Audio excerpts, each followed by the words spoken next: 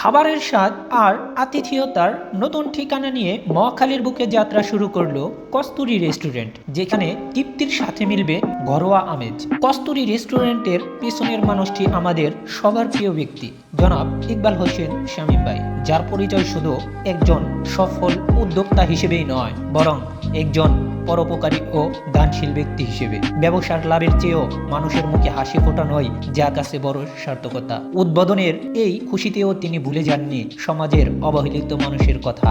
নিজ হাতে খাবার তুলে দিচ্ছেন অসহায়দের মাঝে। ভাবছেন কস্তুরী রেস্টুরেন্টে আসবেন কিভাবে? ঠিকানা একদমই সহজ।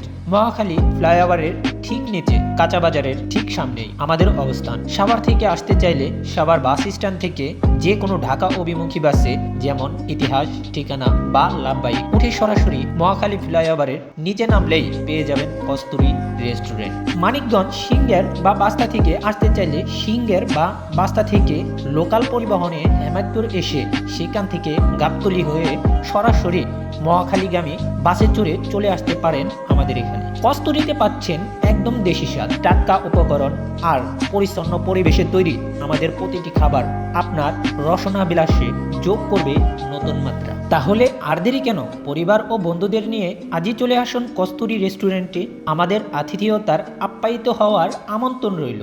স্থান মহাখালী ফ্লাইওভারের নিচে, কাঁচা বাজারের সামনে। সৌজন্যে জনাব ইকবাল হোসেন শামীম ভাই।